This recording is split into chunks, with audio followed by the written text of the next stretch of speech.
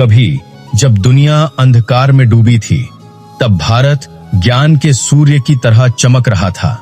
जब यूनान अपनी सभ्यता गढ़ रहा था, जब मिस्र पिरामिड बना रहा था, तब भारत आत्मा और ब्रह्मांड के रहस्यों को सुलझा चुका था।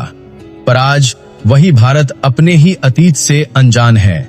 मैं हूं विकास और आज इंस्पिरिफाई माइंड्स पर हम जानेंगे वो सत्य जिसे इतिहास ने छिपा लिया, वो ज्ञान जिसे कभी भारत ने पूरी दुनिया को सिखाया था।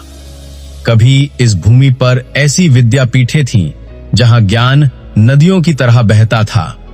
तक्षशिला, नालंदा, विक्रमशिला, जहां दुनिया भर से विद्यार्थी पढ़ने आते थे।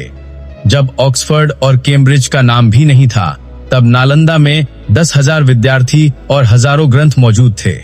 वहां के आचार्य केवल शिक्षक नहीं, बल्कि ब्रह्मांड के रहस्यों के ज्ञाता थे।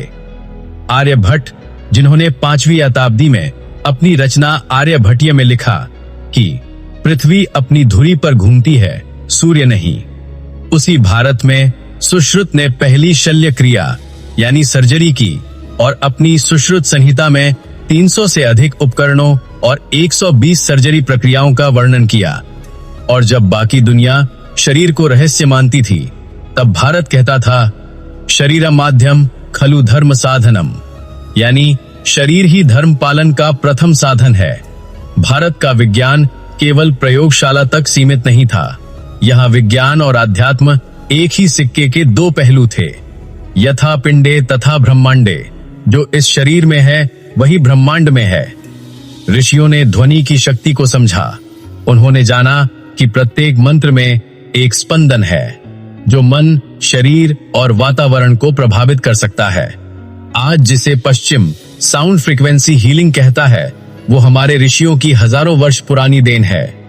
संस्कृत भाषा को उन्होंने देववाणी कहा, क्योंकि हर अक्षर स्वयं में एक कंपन, एक वाइब्रेशन है। लेकिन फिर आया समय जब इस प्रकाश को बुझाने की कोशिश की गई। विदेशी आक्रमणों के साथ पुस्तकालय जला दिए गए। नालंदा का ग्रंथालय 3 महीने तक जलता रहा। इसके बाद आई मुगल और औपनिवेशिक मानसिकता, जिसने भारत के ज्ञान को मिटाकर एक ऐसा इतिहास लिखा जिसमें भारत सीखने वाला देश बताया गया, सिखाने वाला नहीं। अंग्रेजी शिक्षा प्रणाली के निर्माता टॉमस मैकॉले ने 1835 में कहा था कि हम भारत को तभी जीत पाएंगे जब हम इसके गौरव को तोड़ देंगे और इसके युवाओं को भ्रमित कर देंगे। आज भारत फिर जाग रहा है, पर हमें अपनी आने वाली पीढ़ी को बताना होगा कि उनका इतिहास किताबों के पन्नों से कहीं बड़ा है। स्कूल पाठ्यक्रमों में हमारे प्राचीन ग्रंथ, वैज्ञानिक खोजें और संस्कृति के अध्याय जोड़े जाएं।